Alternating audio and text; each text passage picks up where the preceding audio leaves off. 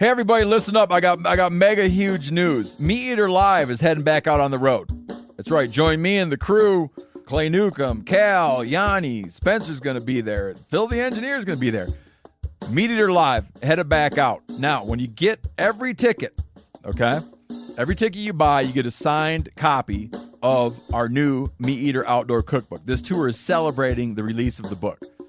Buy a ticket, get a signed copy, Meat Eater Outdoor Cookbook, wild game recipes for the grill, smoker, camp stove, and campfire, which I'll point out is a $38 value. Here's where we're going to go. April 23rd, the Mesa Art Center in Mesa, Arizona. April 24, the Balboa Theater in San Diego. April 25, the Grove in Anaheim, California. April 27, the Crest Theater in Sacramento. April 29, the Union in Salt Lake City. April 30, the Egyptian in Boise. May 1, the Wilma Theater in Missoula. May 2, the Bing Crosby Theater in Spokane, Washington.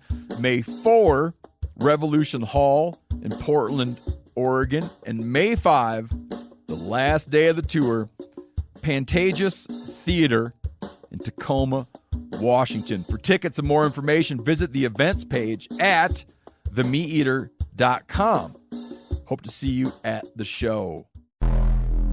Welcome to the Wired to Hunt podcast, home of the modern whitetail hunter. And now, your host, Mark Kenyon. Welcome to the Wired to Hunt podcast. I'm your host, Mark Kenyon, and today in the show, we're talking trees, why they're valuable to wildlife in the natural world, where to plant them, and how to do it well. And to help us have that conversation, I'm joined by Bob and Iain Wallace of Chestnut Hill Outdoors.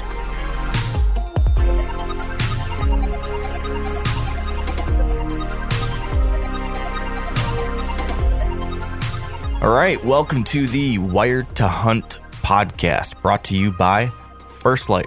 And today in the show, we're talking trees.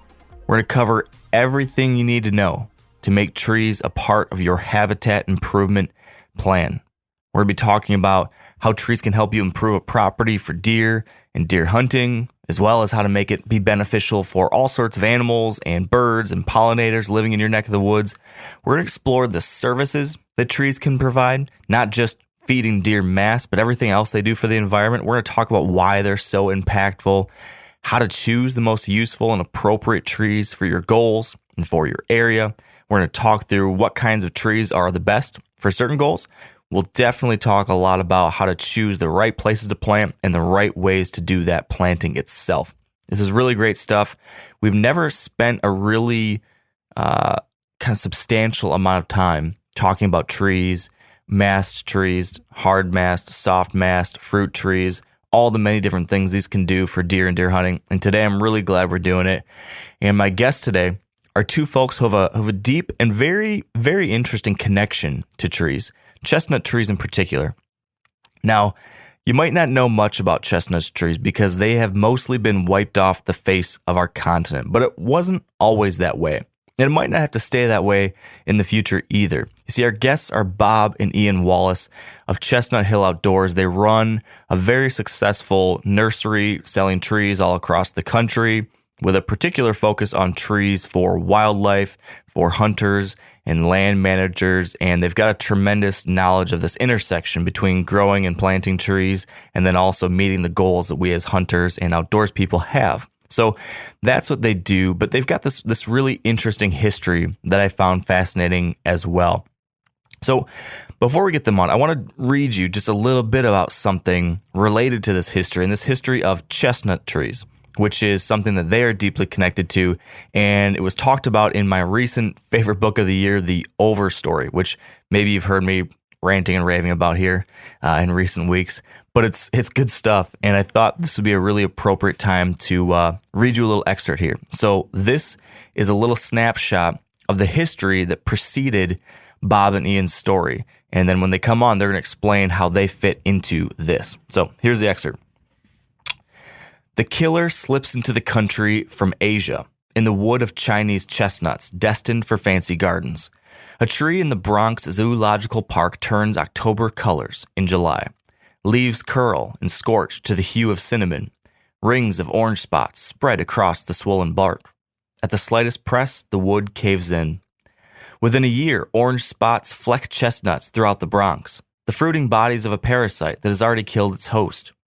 Every infection releases a horde of spores on the rain and wind. City gardeners mobilize a counterattack.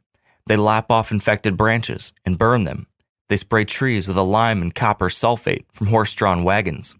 All they do is spread the spores on the axes they use to cut the victims down. A researcher at the New York Botanical Garden identifies the killer as a fungus new to man. He publishes the results and leaves town to beat the summer heat. When he returns a few weeks later, not a chestnut in the city is worth saving. Death races across Connecticut and Massachusetts, jumping dozens of miles a year. Trees succumb by the hundreds of thousands. A country watches dumbstruck as New England's priceless chestnuts melt away. The tree of the tanning industry, of railroad ties, train cars, telegraph poles, fuel, fences, houses, barns, fine desks, tables, pianos, crates, paper pulp, and endless free shade and food. The most harvested tree in the country is vanishing. Pennsylvania tries to cut a buffer hundreds of miles wide across the state. In Virginia, on the northern edge of the country's richest chestnut forests, people call for a religious revival to purge the sin behind the plague. America's perfect tree, backbone of entire rural economies, the limber, durable redwood of the East with 3 dozen industrial uses. Every fourth tree of a forest stretching 200 million acres from Maine down to the Gulf is doomed.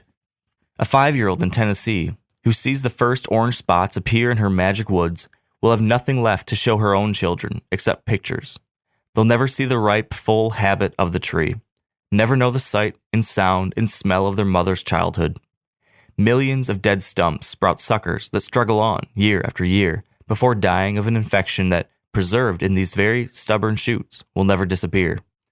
By 1940, the fungus takes everything, all the way out to the farthest stands in southern Illinois. 4 billion trees in the native range vanish into myth. Aside from a few secret pockets of resistance, the only chestnuts left are those that pioneers took far away to states beyond the reach of the drifting spores. And so this is where Bob's family comes into play, because his family helped find some of those last survivors and bring them into the future. So that, my friends, is what we're going to discuss. We're going to get this very interesting story, and we're then going to dive into how we can plant trees like this, whether it's chestnuts or apple trees or oak trees or persimmons, so many other things, and do great things for the wildlife that we hope to hunt, that we want to watch, that we want to help, and man, get something out there that's good for our kids and their kids too. So that's the game plan today. I'm excited about it.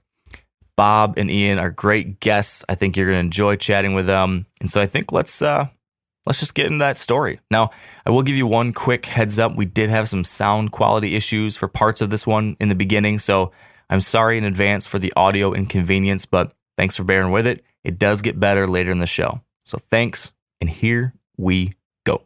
All right, here with me now on the show, I've got Iain and Bob Wallace. Welcome to the show, gentlemen. Thank you. Yeah. Hey, Mark. Thanks for having us on.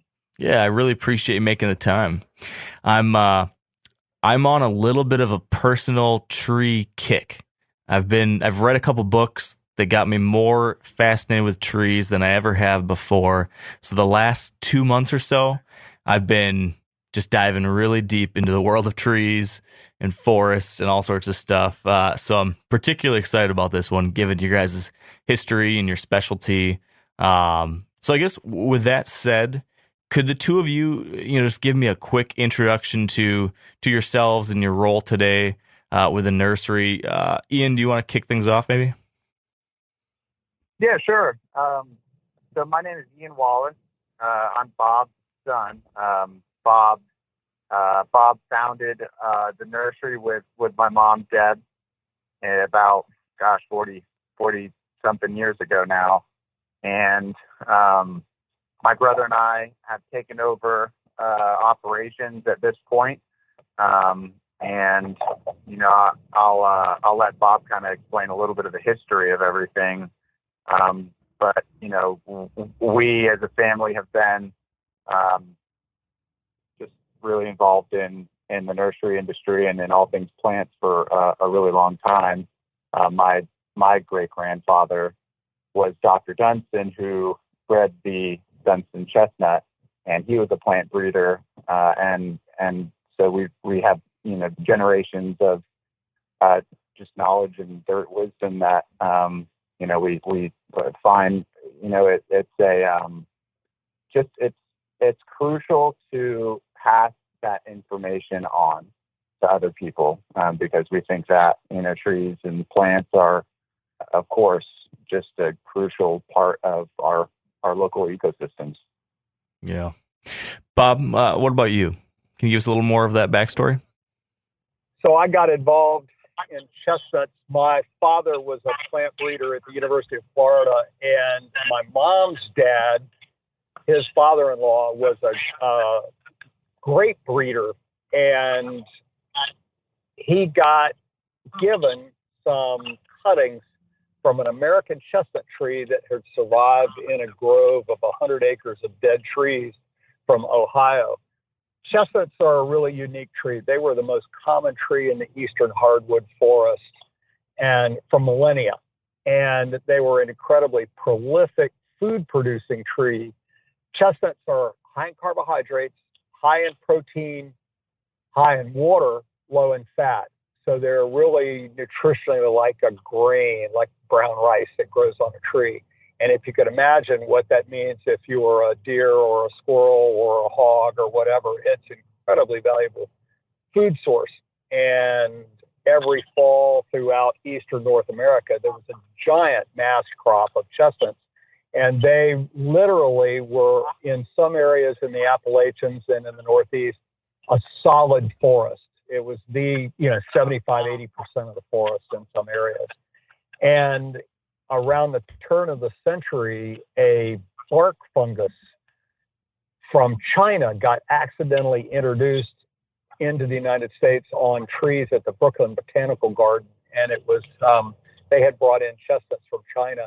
Chestnuts exist all over the world in the northern latitudes. And they've been incredibly important as a food source, not just for wildlife, but also for people. I mean, there's remnants of chestnuts in 7,000-year-old Chinese archaeological digs. They're in all the Native American archaeological digs in the eastern United States.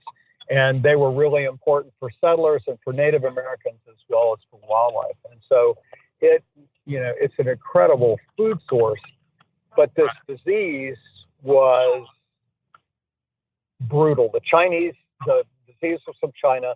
Chinese chestnuts have resistance to it, but the American chestnut didn't. And in the space of about 30 years, 30 million acres of forest died in the eastern United States. I mean, that's easily the largest ecological disaster in American history.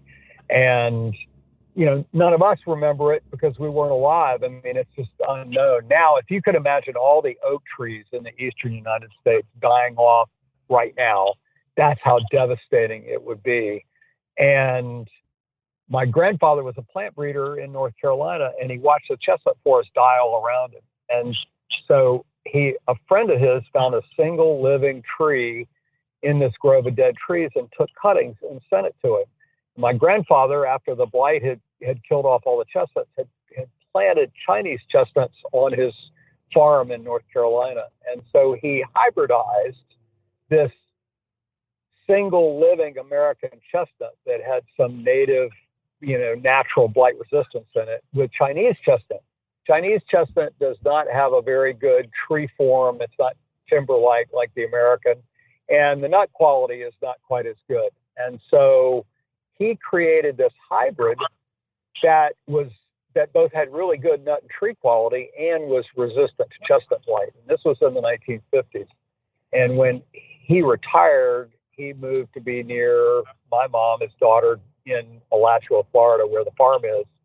And he had this grove of chestnut trees on his property, and one of the few chestnut groves in the eastern United States at the time, and they were blight resistant. So we took samples of them, inoculated them with blight. They survived the inoculations. We sent them around to different chestnut researchers to see how blight resistant they were. And they turned out to be a really high quality tree. And so I got out of college and moved to the farm to be near my grandparents and started a nursery to be able to grow chestnut trees.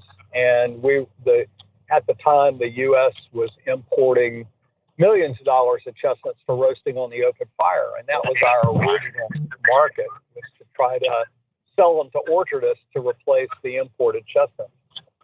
And it was a great idea, except when you sell to an orchardist, next year you got to find another orchardist because they planted their crops. So the nursery diversified over time, and I was at a conference. I'm a fisherman. I was not a hunter at the time, and I was at a conference talking to a guy about deer repellent because all the orchardists were having to fence their orchards off because the deer were literally coming in and cleaning out their entire chestnut harvest. And the guy looked at me and said, "You need to sell to people who want chestnuts. I mean, who want deer, not who want the chestnuts for harvest." Right. And that was a light bulb that went on. And one of my best friends from high school was a professional bass fisherman, Sean Grigsby, and he introduced me to Bill Jordan from Realtree. And at the time, Mossy Oak had a little nursery selling oak trees, and so I went to Bill and pitched the story and said, "Hey, look, we'll license with Realtree and call it Realtree Nursery and sell chestnut trees, which is a way better tree for attracting deer than oak trees are, because one, they're sweet, two, they don't have any tannin. Deer will eat a white oak long before they'll eat a red oak, just acorn, because the white oaks are less bitter. And chestnuts have no tannin whatsoever, and the deer absolutely love them. So we started selling chestnut trees to deer hunters probably 15 years ago. And I think it really changed the concept of food plots in the entire hunting industry.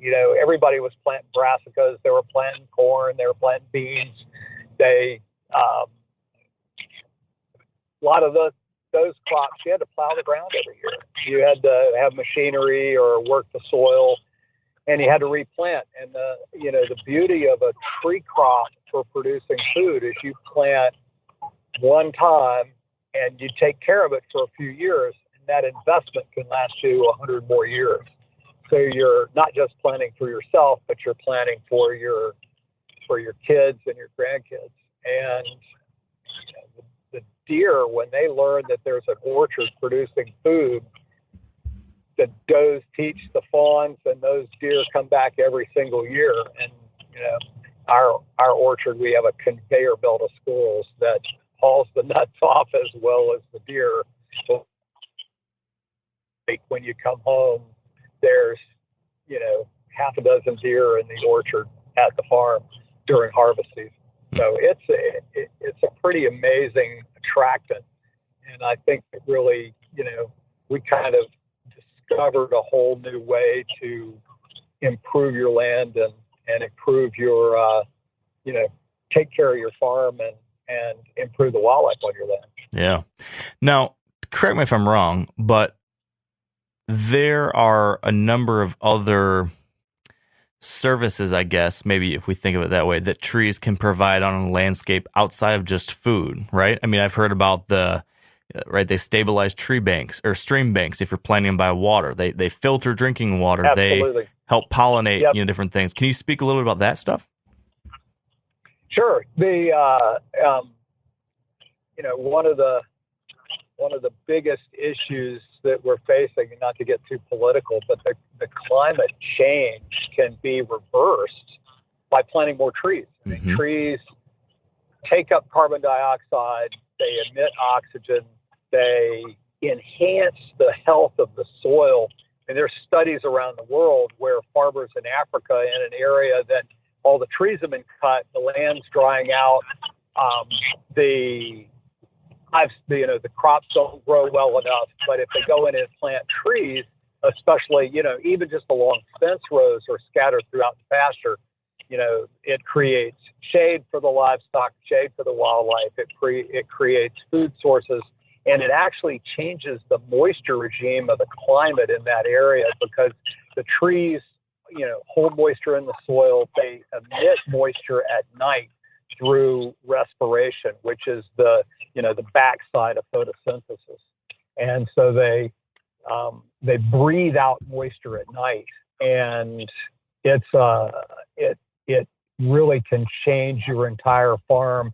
And if you're buying, old land that's been farmed heavily and the nutrients have been wrung out of the soil from too many crops harvested, if you go in and plant trees, you can completely change that cycle in a very short period of time. There's a lot of research on a lot of different angles about that. Yeah, it's fascinating stuff. Yeah, and another point to that is that local flora and fauna in a native ecosystem is in itself like a living organism. They're all connected significantly to each other. So when you take out native species and you do homogenized crops, it changes the whole ecosystem, and not just the plants, but all of the animals have to change to adapt to that local ecosystem. Just like our body, if you take out certain types of vitamins and nutrients, we start to not act so healthy, and the same goes for an ecosystem. And so when you work to put energy into native trees, native plants, the whole ecosystem benefits from it. From a food perspective, Mark, like you mentioned, from a pollinator perspective, birds and bees and bugs, everything works together. And so from top to bottom, from predators down to prey, bugs, microorganisms to, the macro species, it's all connected. And so, planting trees is a part of that process. Yeah. That's a really important point. One of the things that I learned is that we weren't just, selling trees to people to attract deer, that it was a much deeper thing, that maybe you want to call it tree planting or tractor therapy, right?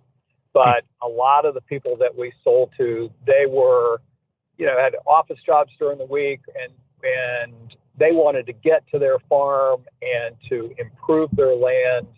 And we were one of the vehicles for them to get back in touch with the cycles in the earth again. I mean, hunting has that, there's a side to hunting that it's just like fishing or birding or whatever. That time sitting in the stand, watching the world wake up at dawn, it's a really important part of the reasons that we get out there. And, planting trees and, improving your land and making it, a better place for the future it's a really cool process. And that was a thread that went through, I swear, everybody that comes to the farm to pick up trees, that's part of their goal. It's pretty amazing. Yeah. It's something I can definitely relate to. I have had that same experience where if it weren't for having involvement in starting to work the land and get involved with habitat improvement, I never would have understood this incredible depth of the ecosystem. I guess I had to learn about soil. I had to learn about water and sun and how all these different things work together. And it opens up this entire new window that as a hunter, I was never even looking into. I was walking through these places, trying to just get to where the deer were, thinking about how I was going to get set up for a shot, and I was ignoring all this other stuff around me. And I feel like taking a step like this, whether it's, doing food plots or in this case, trees, it just takes the blinders off, I think, and makes everything so much richer. It's hard to beat that as far as I'm concerned. It's really true. I used to say that the evolution of a hunter was, I want to kill a deer, I want to kill a lot of deer, I want to kill a big deer, and then it gets to I want to grow deer.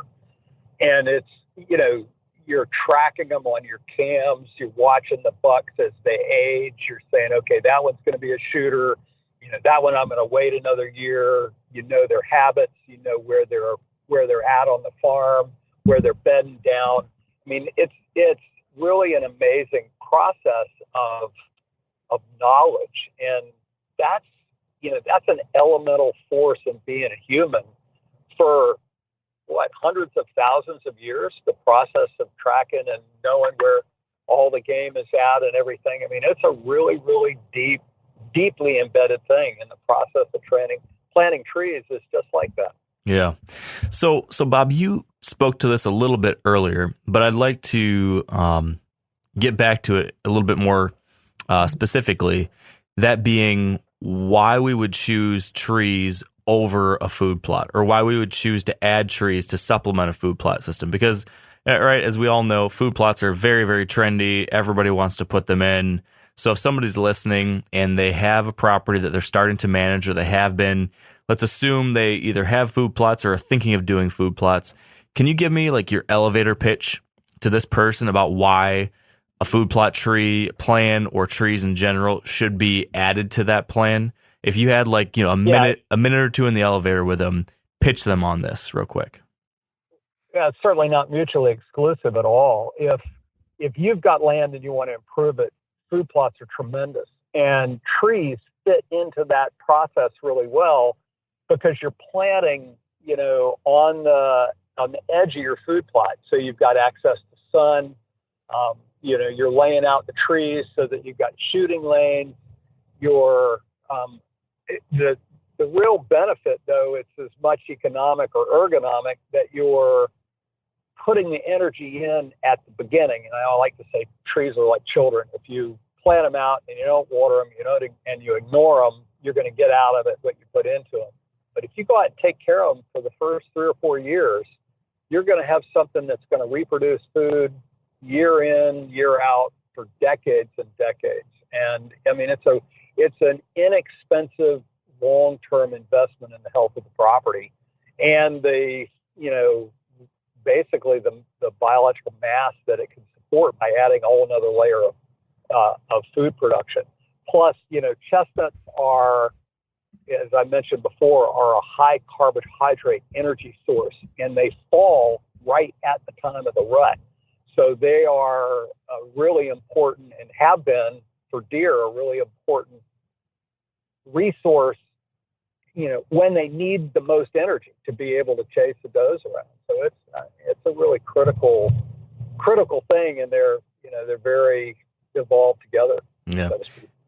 Ian, would you add anything? Well, I would definitely like to add a couple key things that I think is just really cool. I mean, Mother Nature provides, and when you plant your traditional food plot, you're going to have a window in which it's going to grow, and you can decide that window, and it's going to peak, and that's when the nutrition is available. But with trees, if you strategically pick a window of varieties that are going to have nutrition available at different times of year, you can build your food plot to have nutrition available all year round. I mean, in the South, we can almost legitimately have fruit at almost 12 months of the year. Not quite, but it's here on the farm in Alachua, we have just about 10 months where you can be picking something. And as you go further north, that window decreases. However, you can pick varieties that in very early spring and early summer start to have fruit, like mulberries. In the South, we have peaches that come on in May. And then into the summertime, you have plums that come on. native plum species like Chickasaw plum, and then throughout the summer, you have blackberries, raspberries, and there's blueberries, and then further on into the fall, then you start to have a lot to come on. There's pear and persimmon, and then of course the hard mass like chestnut and oaks, and the deer are naturally dependent on those cycles, right? That's the way that nature has provided food forever, and those native species will seek out those food sources when they're available, and they also need those food sources at those strategic times for those nutritions. Like Bob mentioned, fruit and mass trees like chestnut have high carbohydrates. Sugars in fruits, and then in chestnut it's high carbohydrate, but it also has healthy fats. And then of course, right before the winter sets, there's other hard mass like acorns that have lots of fat. So it's really important to have a wide variety of trees that can provide nutrients for the whole year, which is a really unique set that planting trees provides that, it's a perfect addition to any food plot. Yeah. That's really true. You can, in one of the things the nursery can do is help the planters, help the people plant the trees to pick the right varieties for the area, right? So the South, we have very mild winters, no snow, less freezes.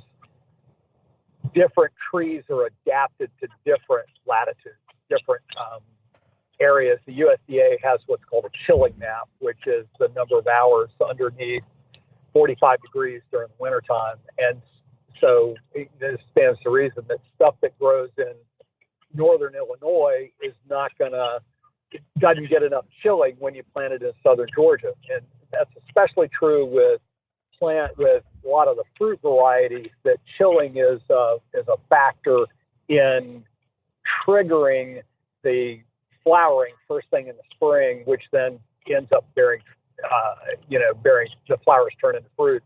So it's really important to pick the right varieties for your area. And, in this idea of being able to plant the sequence, so you've always got fruit ripening on your farm. We also went and found things like varieties of persimmons that will fruit in August and varieties of persimmons that will fruit in November and December. Same thing with pears, same thing with apples. And so having that wide range of cultivars that produce at different times also really helps keep the deer on your property. I mean, literally, you can have a 5-acre backyard and plant enough fruit there that you're going to pull deer from all over the area, because most areas don't have that amount of food. During the summer, when there's a lot of vegetation, the deer turn to vegetation and eat lots of leaves and grass and stuff like that. But having even a little area, it becomes a magnet, right, for every deer in the area to come in and feed. Yeah. And, tell me if you guys have seen this on a wider scale than me, but I've also noticed with things like soft mass trees, they're relatively unique in most areas, right? There's going to be thousands of acres of corn, and let's talk, agricultural areas. There'll be thousands of acres of corn, thousands of acres of soybeans, but you might be the only game in town that has apples or chestnuts or persimmons. Exactly. And so you're like the ice cream truck that everybody can only get at your place. That's true. Absolutely and true. That is very true. And, another kind of point to that is that when you may be you may have a unique food source on your property, and that's great to have. But I think even more so, I think a lot of people tend to think of a food plot as more of an attractant for a certain time of year so that you can get the deer to come to your property for that time, and use it as bait in a sense. And, I think that trees can be used in the same way, but I think more importantly, if you have varieties that are fruiting all year round, you're going to have a herd that stays. And, as we all know, deer don't live on very large plots. They tend to stick in a little bit smaller areas. And if you have nutrition available at all times of year, your herd's going to stay, and you're going to have, it just is consistent attractant, and not even attractant or bait, but it's just their home that they decide to stay on. So the biological term is carrying capacity, right? If you increase the food supply, you can increase the carrying capacity of your land. And so it's easy to prove and easy to see, when you're into your own eyes, once you start it, your crops start producing. Yeah. I think a common rebuttal to the idea of trees from many people, and this has been something that I've said to myself over the years, is, man, but it's going to take so long for these trees to make a difference. I can't wait 10 years or 15 years or however many years until these suckers work. I just want something now. What is your response to that pushback? The best time to plant a tree was 5 years ago. It always has been. To answer your question, Mark, if you plant oaks have a long time to maturity. White oaks can take up to 20 years before they bear fruit. And most of the oaks take 8, 10, 12 years before you get into production. That was one of the really unique things about chestnuts. Chestnuts can bear in only 3 to 5 years. So you're not having to wait a long period of time. When you're planting fruit trees, many of them are grafted. And so grafted trees are already using mature wood to graft with. And so they can bear in 2 to 3 years as well. So you don't have this long wait time until you start getting into production. And with a chestnut, by 10 years, you can be getting 10 to 20 pounds of nuts per tree. So it's not that long a return. But the other interesting thing about chestnuts that's a real advantage is chestnuts bear every year, no matter what. They don't flower until after leaf out in the spring. Oaks flower before they leaf out. And so sometimes oaks get, and if you hunt an area, the acorn crops will cycle. Sometimes it'll be 2 or 3 years, and then you'll get a huge bumper crop of acorns. Wildlife likes repetitive food, and they'll be more attracted to come back if you've got food crops every year, or they have to move to find where the acorns are going to be, dropping that year, or if you have a thin year all over. But the nice thing about chestnuts is that because they flower so late, they flower after the threat of frost in springtime, and so they miss a lot of those late season spring frosts and produce much more reliable crops year in, year out.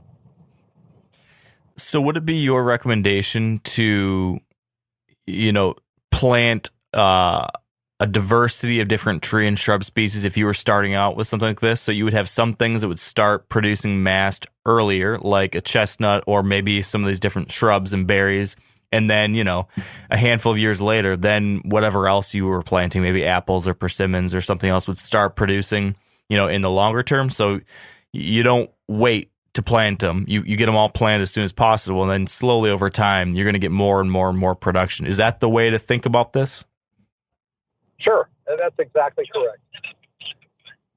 Yeah, I think you could think about it like that. But I do think that there are some species that are just really great food plot trees. The chestnut specifically, we ship to a lot of retailers Rural King and Walmart, and the largest size that we ship, which is a 7-gallon size, is a 3-year-old tree. And most of what we ship out are just about the flower and fruit. And I see chestnuts on those sizes actually really frequently. So, I mean, you can go to the store and get a mass-producing tree. Same with the persimmon, same with the mulberry. So it's actually a lot quicker, I think, than people might think. And those trees, I should say this about really all trees. Most trees, they just produce so much mast. You know, it's something that I look at year after year on the farm with the same trees and our same orchards. I look at all of the food that's being produced, and I'm just blown away by the amount of food that is out there. We harvest every single one of our chestnuts. However, we don't harvest all of our persimmon fruit, our pear fruit, our citrus that's on the farm. There's peach, there's mulberry. There's a lot of fruit that we don't harvest. And there's thousands of pounds that fall and just go to waste. They rot on the ground. We eat as much as we can, but we just simply can't harvest all of it because they're budwood sources. We don't sell the fruit itself on the farm, and so plant the trees.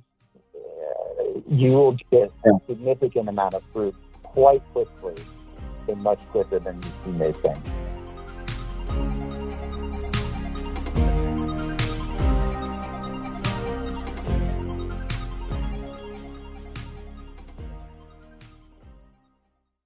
Hey everybody, listen up. I got mega huge news. Meat Eater Live is heading back out on the road. That's right. Join me and the crew. Clay Newcomb, Cal, Yanni, Spencer's going to be there. Phil the engineer's going to be there. Meat Eater Live headed back out. Now, when you get every ticket, okay? Every ticket you buy, you get a signed copy of our new Meat Eater Outdoor Cookbook. This tour is celebrating the release of the book. Buy a ticket, get a signed copy, Meat Eater Outdoor Cookbook, wild game recipes for the grill, smoker, camp stove, and campfire, which I'll point out is a $38 value. Here's where we're going to go. April 23rd, the Mesa Arts Center in Mesa, Arizona. April 24, the Balboa Theater in San Diego. April 25, the Grove in Anaheim, California. April 27, the Crest Theater in Sacramento. April 29, the Union in Salt Lake City. April 30, the Egyptian in Boise. May 1, the Wilma Theater in Missoula. May 2, the Bing Crosby Theater in Spokane, Washington.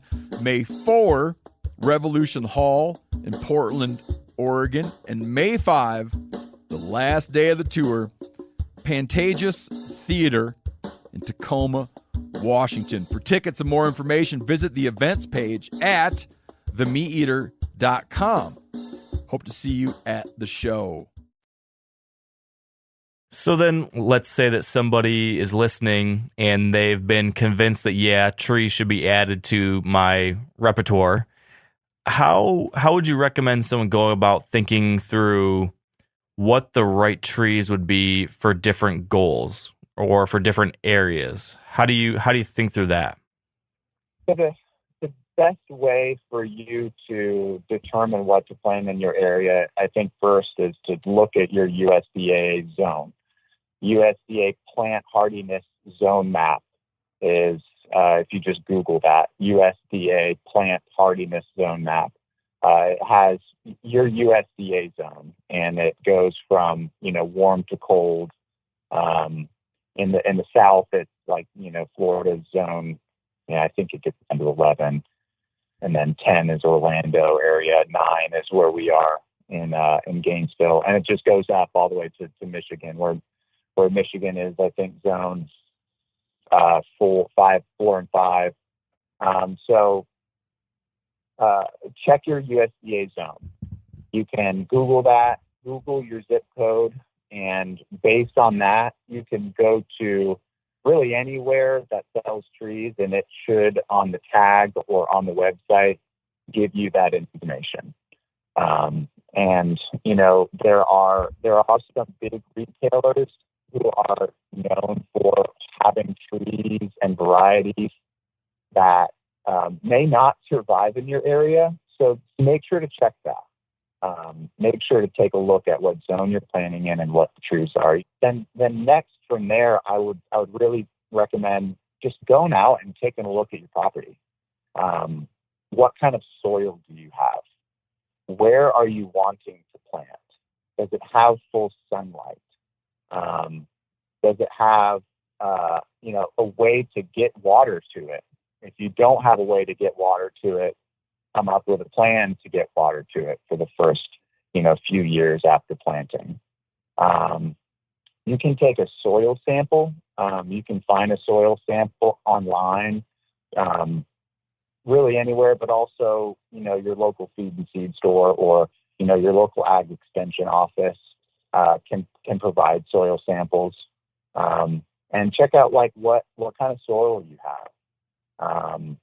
Do some research into your planting site, because kind of like that site prep is important.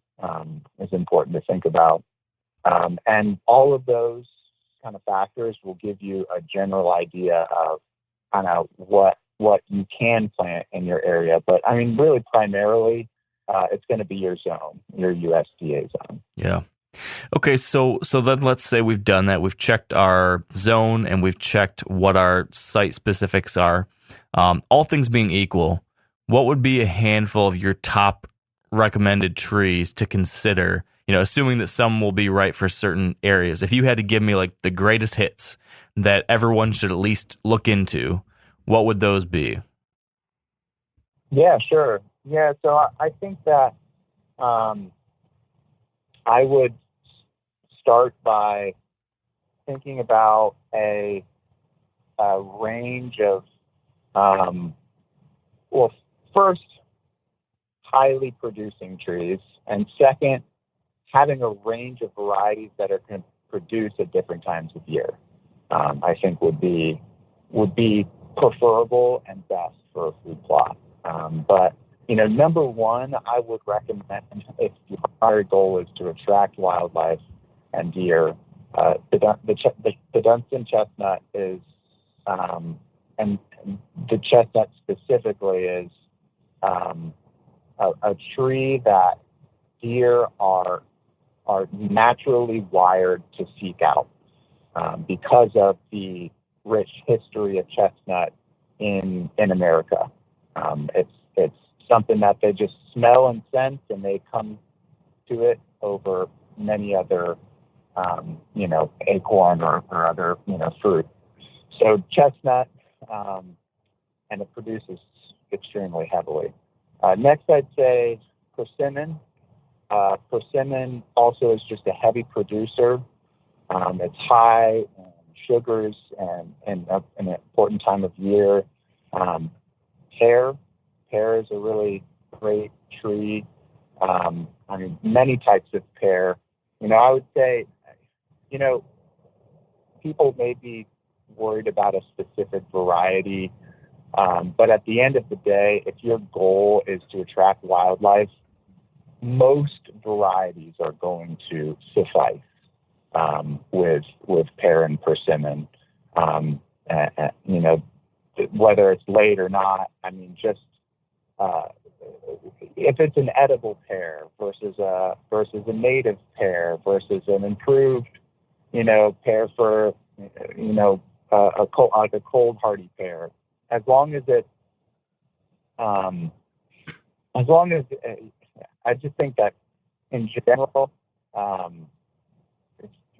deer are just going to be attracted to fruit. So, lastly, or some more would be crab apple. Apple in general, but we sell crab apple all over the eastern United States, because it is a native, and it may not have very edible fruit for us, but it does produce highly. and it is a native, so it has natural resistance to a lot of the pests and disease and weather that we see in the eastern United States. Mulberry is another great producer, and plum. There's native plums, but really any plum. And then, of course, bushes like raspberry, blackberry, blueberry are all great producers. Mulberry. I'd add mulberry to that list because it's a really early ripening fruit in the springtime. But one of the things that I think bears in mind, if you're buying some of the commercial fruit varieties, let's say like a Gala apple or a Red Delicious apple, a lot of the commercial varieties require a lot of sprays and chemicals to produce fruit. They were bred for fruit quality, not for disease resistance. And so we tend to stick to more native cultivars. And one of the other things you want to do is look at ripening times. And we've got several varieties of pears. One of them is a Dr. Deere pear that was selected by Dr. James Kroll in Texas. He found it full of fruit at Christmas time. And so we propagate that because it holds its fruit so late in the season. And there are persimmons that we sell, native persimmons that will ripen in August, and some that will ripen in November. So you can have fruit on the tree all the way through the hunting season just because you plant, an early, a middle season, and a late season variety, and so you've got fruit ripening all throughout harvest season. So I think, more native-based varieties versus commercial varieties is better because it's easier to care for them, and then a wide range of ripening times. And also, just to touch on oak as well, white oak has less tannin than red oak, and deer have really sensitive taste buds just like us, and that they would rather less tannin because of the bitterness. However, like we talked about earlier, acorns can take a really long time to produce.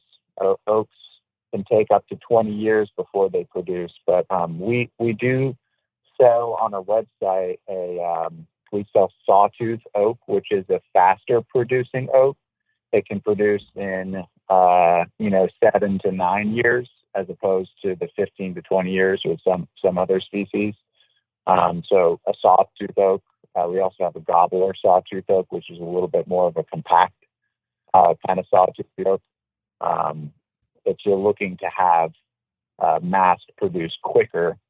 However, acorns are also, when they do produce, they produce a significant quantity of high fat mast, which is, a really important food source as well. So, wrapping that into your tree food plot is also something to think about.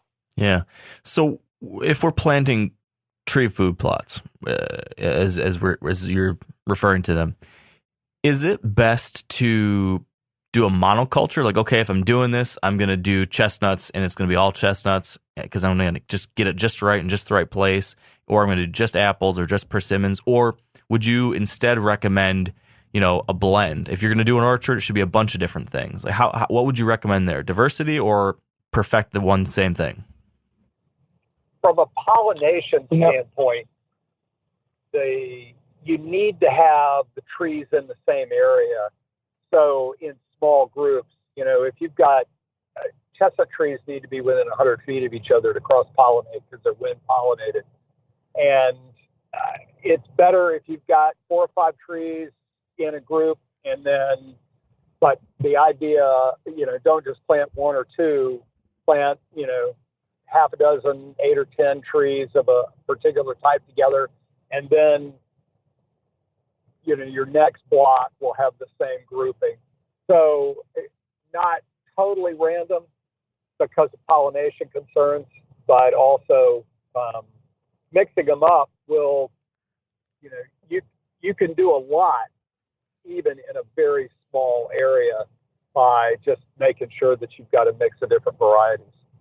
Okay. So it's kind of a combination of both. Would you add anything to that, Ian? Yeah, I think that it's just important to take a look at if your species requires a pollinator or not. Some species are self-fertile or just produce fruit on their own without a pollinator. So if it does require a pollinator, then you have to plant at least two. However, at least two planted 50 feet apart is still only going to produce so many flowers, especially early in the tree's life. So as that tree develops and it starts to produce more flowers every year, it will start to pollinate each other more and more. But with with 3 or 5 or 10 trees, it's going to start to have more interpollination earlier in your food plot. So it's something to think about. I would recommend having a variety of trees because I think that having the different types of nutrients is all important. However, it just depends on how large your planting site is, and some people want to plant 3 trees, 4 trees. That's all the space they have. And so in that scenario, you may just want to plant homogeneous and have just one variety. Whereas if you have a little bit of space for more trees, then I would recommend doing, a couple different varieties with at least 3 trees within pollination space, so that they can pollinate each other. I was going to say, let's talk a little bit land. Site selection and your property, or let's say you haven't bought land yet. What do you want to look for? Because Ian mentioned it before, and I think it's really critical, is that your soil is really important for your ability to be able to have a good tree food plot. And, as Ian said before, go look at what's growing on the property right now. If you've got nice oak trees and, elm and beech and that sort of stuff growing on your property, you can grow chestnuts and you can grow oak trees and probably most of the fruit for your area. But if you've got pine flatwoods that doesn't have, very good soil, and that's a common soil type down here in the deep South, especially Georgia, South Carolina, and all the way along the Gulf Coast, you need to really find the best planting sites. Consequently, further north where there's rolling land or bottom land, a lot of people come and say, well, look, it's real wet down there. I want to put the trees down there. That's actually not the place to plant. A lot of trees, chestnuts in particular, don't like wet feet. They can get root fungus, Phytophthora, and it can, really stunt or kill the tree from root fungus if the soil stays too wet. If when the snow melts in the spring, down in the bottom of a swale and it stays moist for a long time, you want to avoid that. You want an area with air drainage and water drainage. So planting on a side slope, especially like south-facing slope, is really good. The north-facing slope can be really cold if you're up north. You want to avoid that. So, the microclimate that you pick to plant, or if you're choosing property that has, a range of elevations, looking at the native vegetation in the area will tell you a tremendous amount about what you can grow on your property. The other problem with bottom land is in late spring frosts, which always occur, cold air settles in those low pockets. And you can get a frost down in one of those pockets when up on the hillside it never frosts at all. And so you can get leaf damage or flower damage from late frost if you plant down in a bottom in a pocket. So typically orchard sites are better where there's good air drainage and water drainage in the soil. Okay. So that's exactly what the next thing I was curious to learn a little bit more about. Now, what about sun do we need 100% full open sunlight, or can you get away with some partly shady kind of patches in an already somewhat timbered location for these types of things? Which is it on that front? Yeah, chestnuts in particular, they're a forest tree. The reason they were so common in the forest is they were faster at competing to the tree fall gap. If you're a little seedling underneath the big shaded canopy, you got to sit there and wait until you get a shot at the light up above. And if the tree fell, chestnuts were faster at colonizing that gap than any other species. It's one of the reasons that they were so widely spread. Plus animals, transported the seeds around and planted them all over the place, squirrels, that sort of thing. But the partial shade, partial sun, the more sun, the better. But planting in a forest is not a problem as long as they have some access to sunlight. And then some trees, a lot of the fruit are, they're not canopy trees anyway. They might only be 20 or 30 feet tall maximum. And so they can grow in along a forest edge. If you've got a regular food plot, there's no better place to plant trees than on the edge of that, that existing open food plot. It's a perfect location.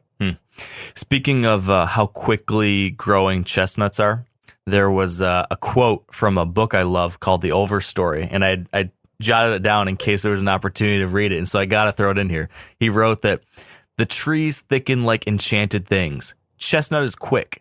By the time an ash has made a baseball bat, a chestnut has made a dresser. Bend over to look at a sapling, and it'll put your eye out. I thought that was pretty good. That's a wonderful book, by the way. Yeah. So tell me this. I kind of want to get into some of the how-to. So let's say we've decided we want trees. We're going to try a couple different of these varieties. We're going to do some clusters here and there. We found a good site for it. Now we're going to actually get out there and plant them. Is your recommended planting process for trees basically the same for all these species? So if you were to tell me the best way to plant a crabapple, would it be about the same as what you would tell me when I'm planting a chestnut or a white oak or a persimmon, or are they really different for each species? It's a great question, but they're all really similar. You dig a hole about the size of the container that the tree came in. You don't need a big hole, and especially in areas with heavy clay, don't dig this giant 4-foot wide hole and put a bunch of mulch in the bottom. That becomes a sponge to hold moisture and root fungus.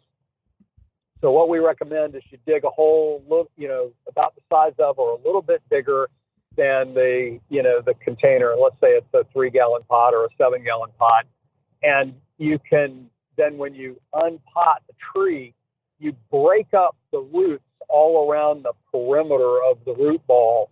And if you've got stuff that's crossed up or growing together, you can go in with a pair of clippers and clip them apart. But massage them open and break them up. And it's those young little tiny feeder roots that are where the tree uptakes all its moisture and nutrients from, not the big thick roots. They're little white filaments along the edges of the roots, at the tips of the roots. So you put the soil back in after you put the tree in, and then you water it in really well, basically mud it in. And what that does is that gets rid of air pockets. Because when those little tender young feeder roots grow into an open air pocket, they die. And then you're not uptaking moisture. But if you flood the hole when you plant it, put all your soil back in. And I don't know why when you dig a hole in the ground, you put a tree back in there, and there's never enough dirt to fill it back up. But True.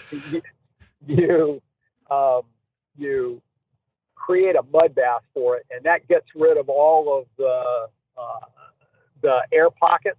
And then you can kind of create a little dam around the outside. And then what's really beneficial is put your mulch on top. And that keeps the surface roots moisture.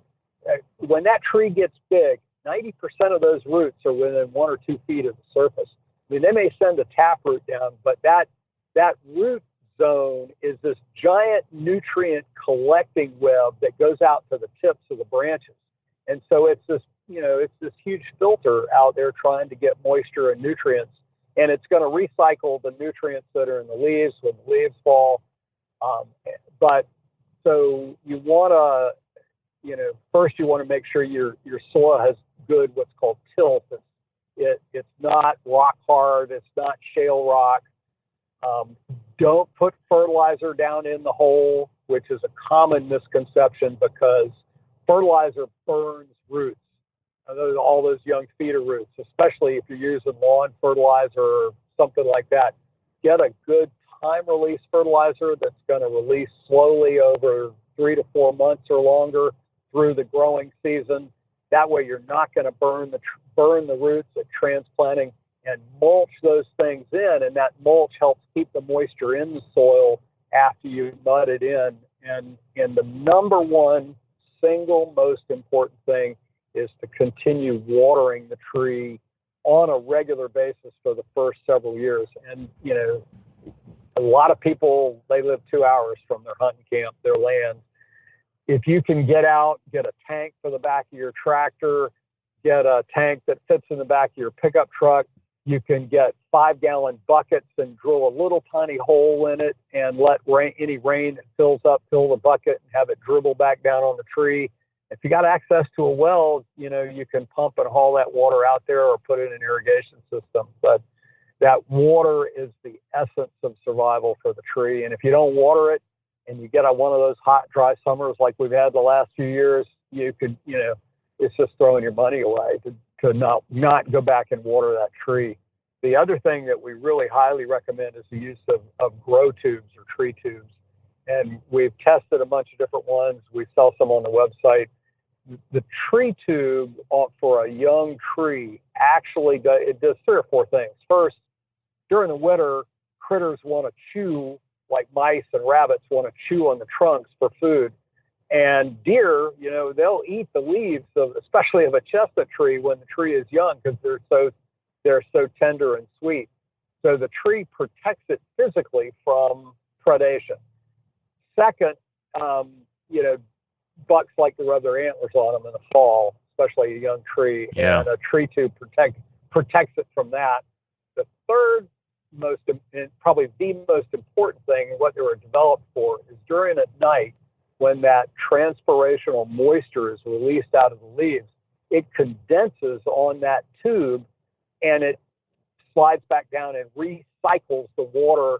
So it's not just going up into the air, but it captures that moisture and recycles it down into the roots. So, the watering you're doing it's sticking around longer because the tube captures that moisture and it drains back down to the roots. And, when you're testing planting a tree by itself versus inside a tree tube, you can get 2 to 3 times the growth in a year out of a tree tube than you can just by putting it out in the open.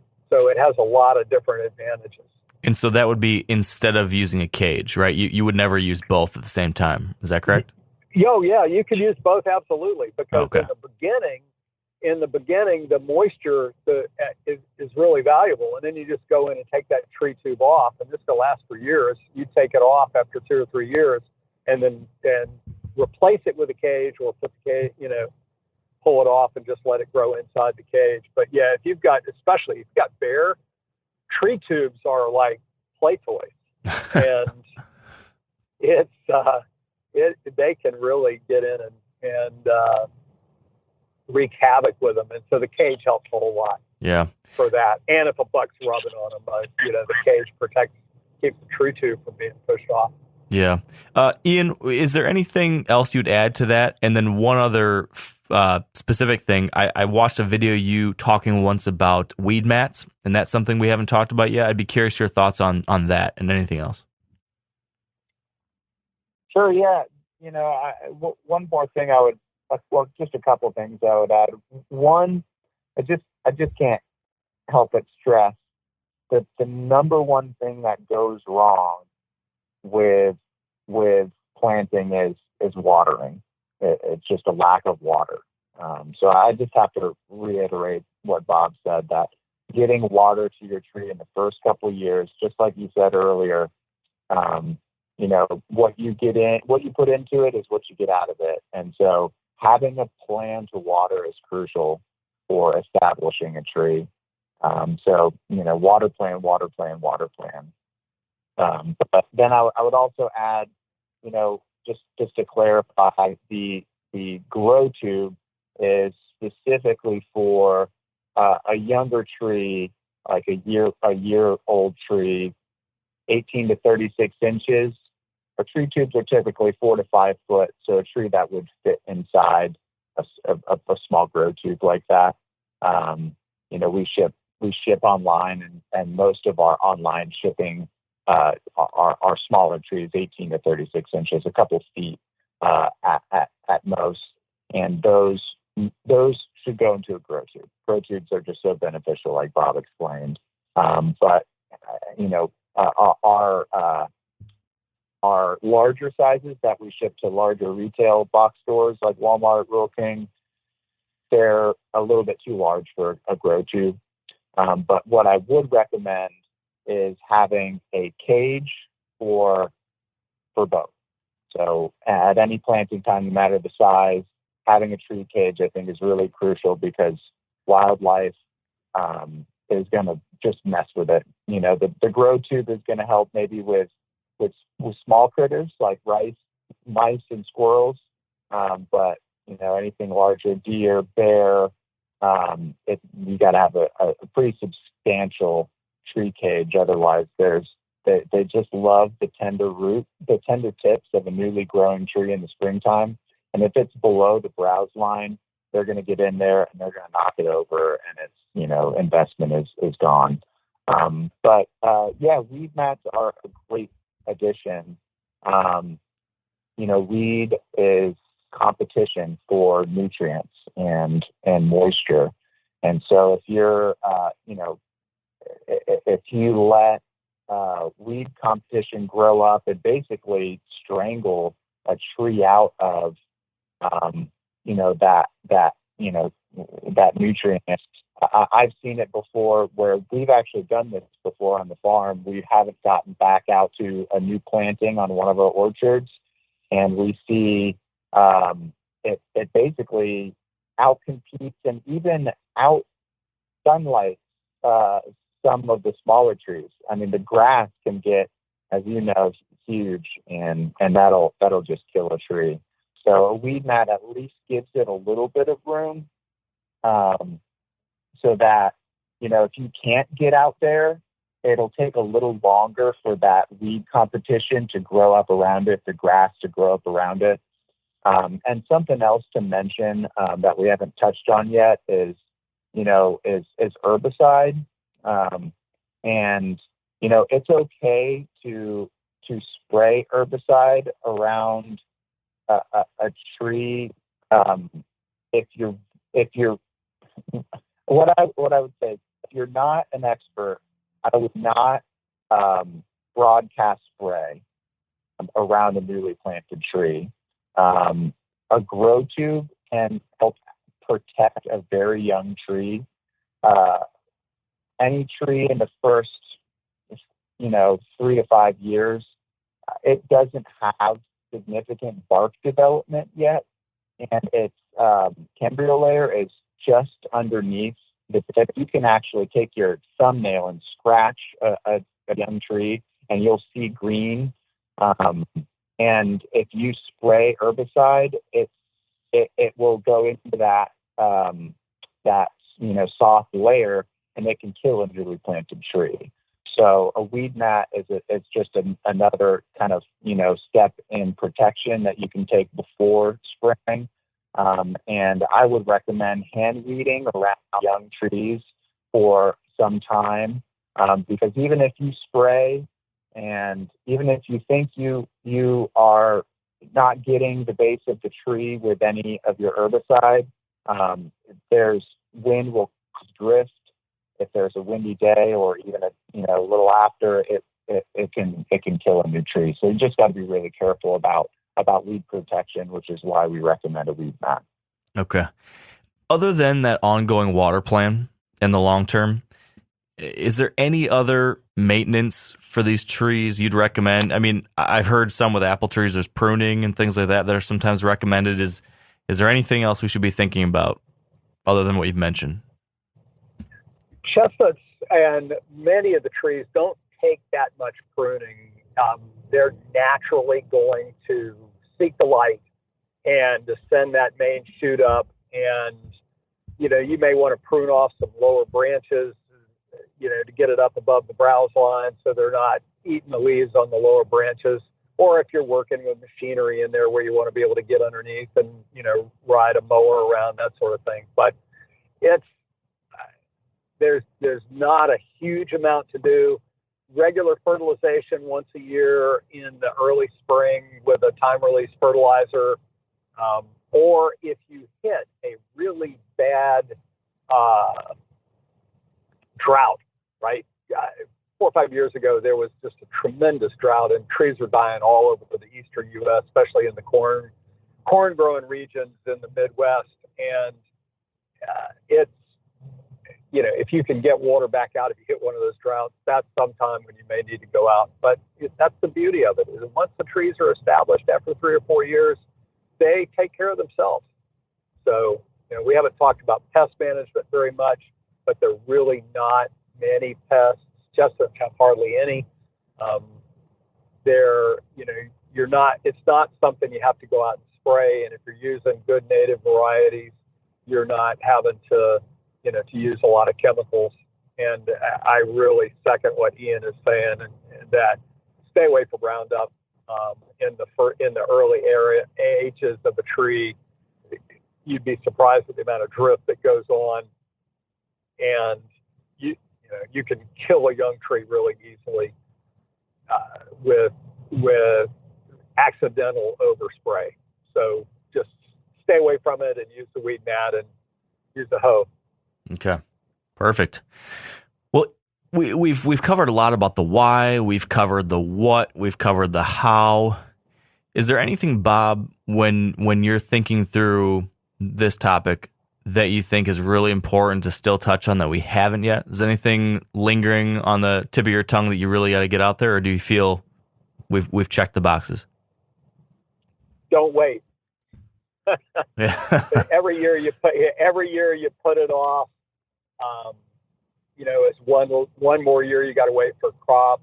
Even with stuff that's fruiting in 3 or 4 years, the rewards you get on a whole lot of different levels from planting and growing trees is an amazing process. And it really is, as you talked about, it changes the way you see your world. And I think that's the really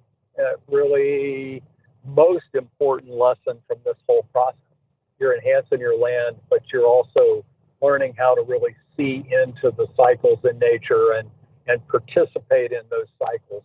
One of the things that's not talked about very much, but if you read the earliest settlers and in the United States, the earliest explorers, that the Native Americans living here planted chestnuts, they planted walnuts, they planted hickories, because they knew the value of those food crops.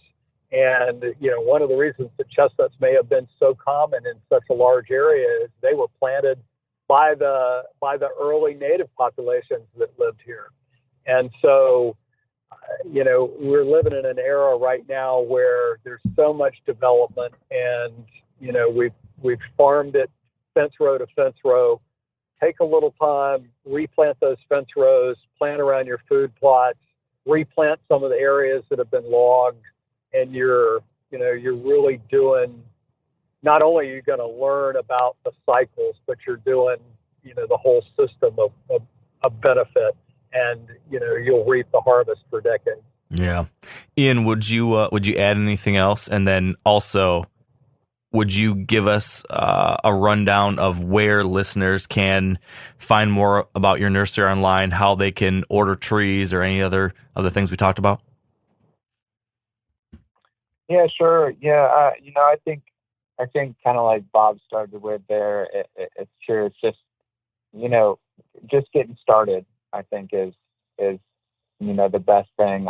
I know that as just like with everything else, you can read about it all you want. You can think about watering and the weeding, but until you do it, you may not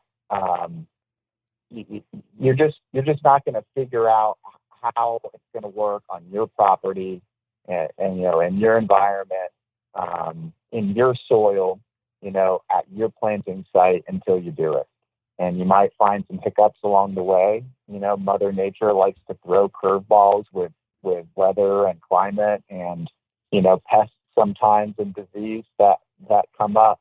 And so I just would recommend getting started, because the sooner you do, the sooner you can have an established plot. But besides that, it's just a matter of doing it, just like anything else. And you can Google us at Chestnut Hill Outdoors. We have a website, chestnuthilloutdoors.com.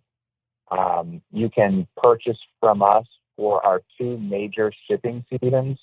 We have a shipping season in spring and a shipping season in fall, but you can place orders for most of the year. But the best time to start, looking for those orders is kind of late summer, when we start turning on the website inventories.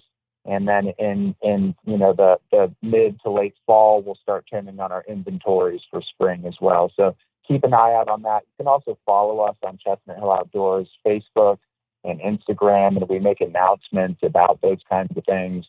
And we also shoot all kinds of information out and fun, clippets of stuff for learning.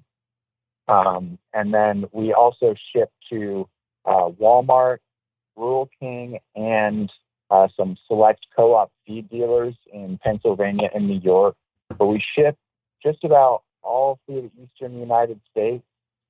And if you want to find a location near you, you can go on our website to the store locator, which has a search bar that you can search your town or your zip code, and it'll pop up all the stores within a 60-mile radius of you. And you can go to that store. You can see how many we shipped. You can see when we shipped it. We're in the middle of our main shipping season right now in spring. So we're just starting to get into those stores. Just also, if you want to hear more about the information we talked about today, we have just about all of it on the website. We have a learning center. You can go into that learning center and read about watering and staking and weed control and how to do all of it.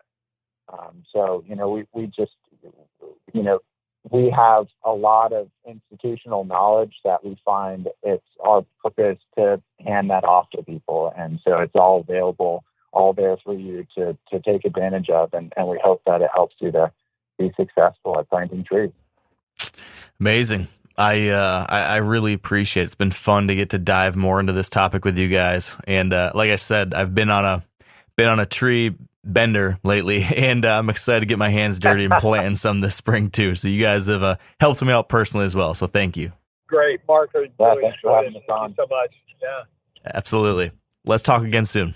All right. Very good. Thank you. Okay. That is a wrap. Thanks for tuning in, guys. It's Earth Day in just a few days after this one publishes. So if you don't already have plans, maybe consider planting a tree. Plant a tree or two. Get a chestnut, put it in the ground, help bring these suckers back, or maybe just find whatever's available at your local Walmart and plant it in your backyard or on your back 40. It's going to be great for deer. It's going to be great for all sorts of animals. It's good for the water. It's good for the air. It's good for you and me.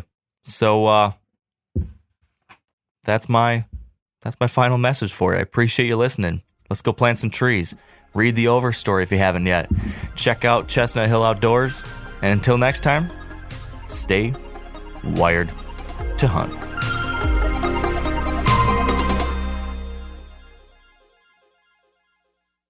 Hey everybody, listen up. I got mega huge news. Meat Eater Live is heading back out on the road. That's right. Join me and the crew.